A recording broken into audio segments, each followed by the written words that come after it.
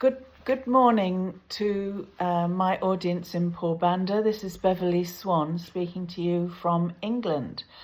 I am speaking to you about Dr. Savita Mehta and about her impact on education.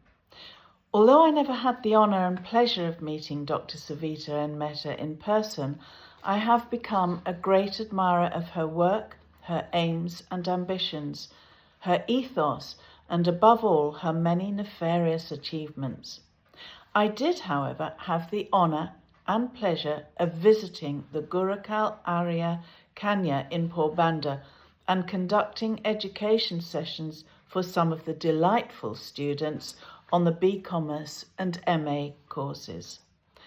I was struck then by the enthusiasm and intellect of the girls and how grateful they were for the opportunities afforded to them by the college and, of course, its founder, Dr. Savita Mehta.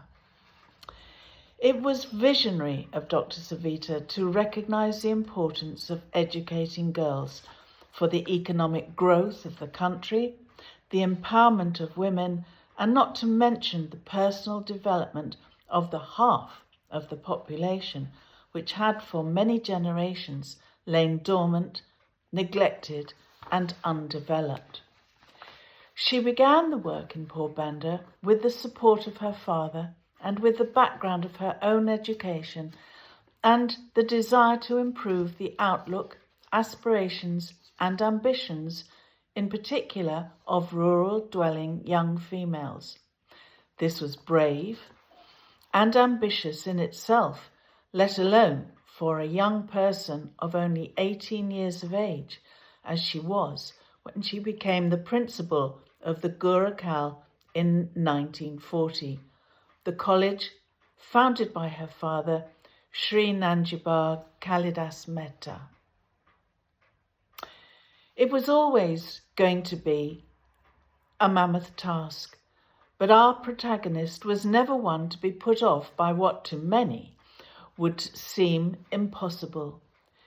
Digidi's travels and her knowledge of different cultures emboldened her to take on this challenge with the courage, experience and intellect it would require. As my own educational background and research has demonstrated to me, it's very difficult to shift the paradigm. Girls' education has always been on the back burner, so to speak, and girls themselves have proved reticent about reaching out for what they knew they were capable of, but what was not readily available to them. Cultural blocks seemed too strong to overcome.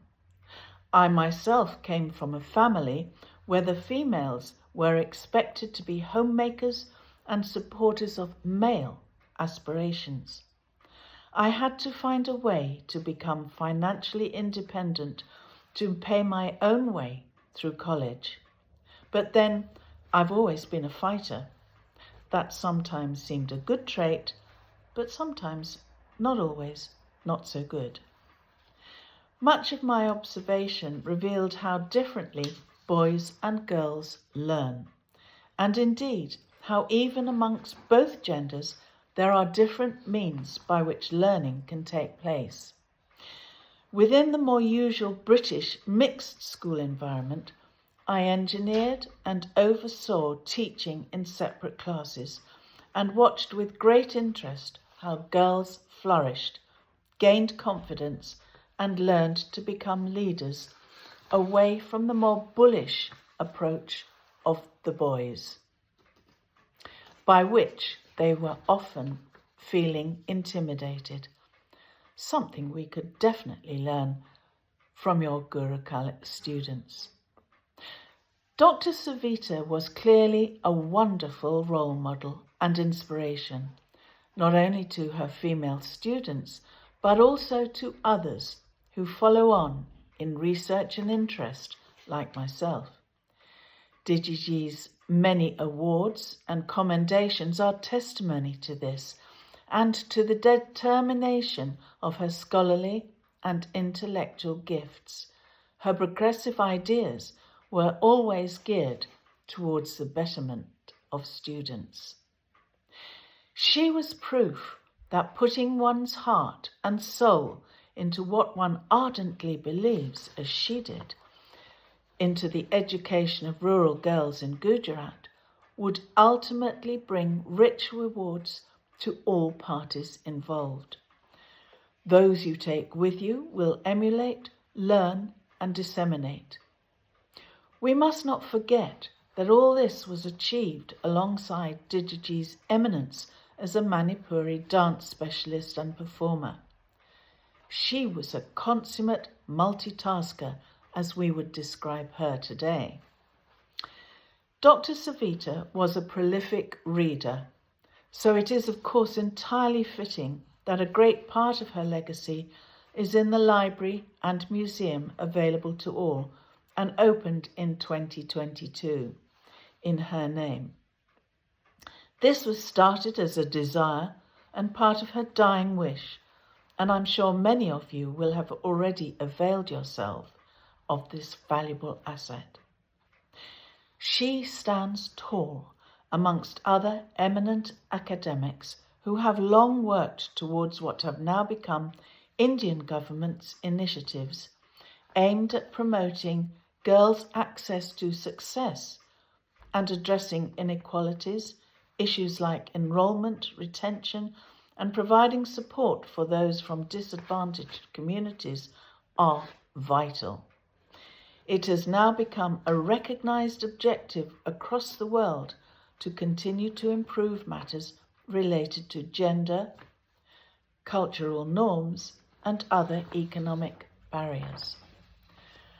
There are now more schemes that provide free education and saving initiatives encouraging families to save for their daughters' schooling.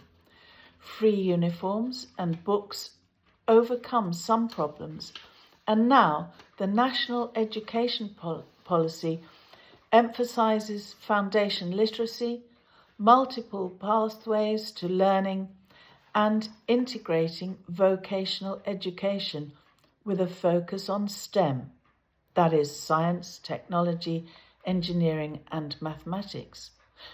Often these were previously considered to be male subjects, and these factors help families new to the concept of providing females not only with an earning capacity, but also the capacity to accept, adapt and overcome issues such as lack of nearby schools, inadequate teaching, outdated curricula, insufficient resources, and prioritising marriage over education or careers.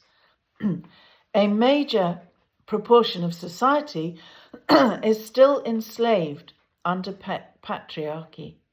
Many of these issues are common to the UK, as well as India and other countries. Girls need more than ever to be competitive and confident. They need to stand up for their rights and to be assertive. They need to follow the lead of Dr. Savita. However, time marches on, and we live in a fast-changing world and must, in so many ways, build on the past and those who pioneered the pathways, as did our honoured Digiji. What would she have made of the changes brought about in the world of work and education by the internet and digital portals? No more need for learning by rote when so much information is available at the touch of a button. The concentration now is to train young minds on the use of information, not only how to use it, but how to evaluate it, critique it, and apply it, how to problem solve and to recognise fact from fiction. There is, as a result of this, I believe, a growing need to retrain many of our old-style talk and chalk teachers. The digital world is coming to get us.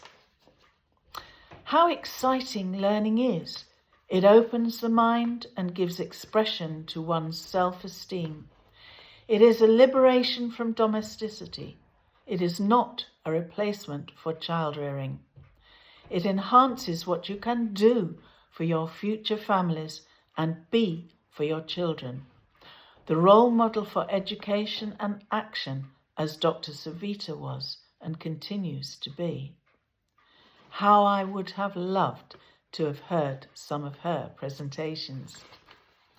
I do not underestimate how difficult it is for some of you to be here, to break with tradition, to fight for acceptance and permission and finance and support, as it was for your founder, as it has been for your eminent teachers and leaders, many of whom are here today, as it has been for your families to let you go on the new, different female pathways.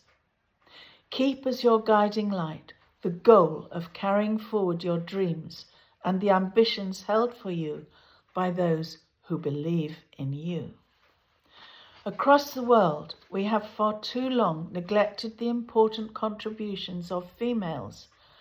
Girls, we need you to be architects and planners, to ensure our streets and buildings are safe, to enable more females to enter the world of work, where there is adequate sanitary provision and accessibility to travel.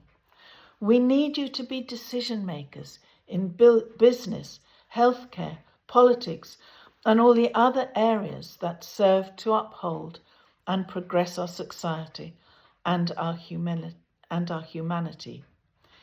Hillary Clinton said at Beijing conferences in 1995, human rights are women's rights, and women's rights are human rights. We must claim our rightful, valuable place in society as an equal half of the population. I read that after the 2001 Gujarat earthquake, nearly 400,000 houses required rebuilding. Women were not included in the planning for this, as Maureen Fordham, Professor of Disaster and Resilience, reported. Many were built without kitchens. Surely this could not have happened if women had been at the helm. Your voices must be heard. Women have for too long been underrepresented and often sidelined into poorly paid or even unpaid care work. There have not been sufficient women to look up to, past or present. Power, influence and ambition equated with maleness. Yes, we had Margaret Thatcher and you had Indira Gandhi, who lit sparks, but they were not followed up with the flames of progress. It is you and your generation who must ignite from the sparks and turn them into the fire of change and progress. In the UK, there was recently an outcry of protest that postage stamps and notes of currency solely depicted past heroes and eminent members of society, but only men. The valuable roles played by women had been overlooked or erased from this roll of honour. As a result of this indignation, you will now see pictures of them, of Jane Austen, of Marie Curie, and others of their gender, for all to understand and appreciate their valuable part of our culture restored to their rightful place. I applaud you for taking up the branch of education offered to you by Dr. Savita and the amazing staff here at the college. Take it up and run without apology into the world with your ideas and your innovations. The world has been missing you for so long. The world is waiting for you and your gender. Take us forward into this new age with women's share of importance in it. I wish you strength and courage and resilience, all of which will be needed. And of course, I wish you all good luck.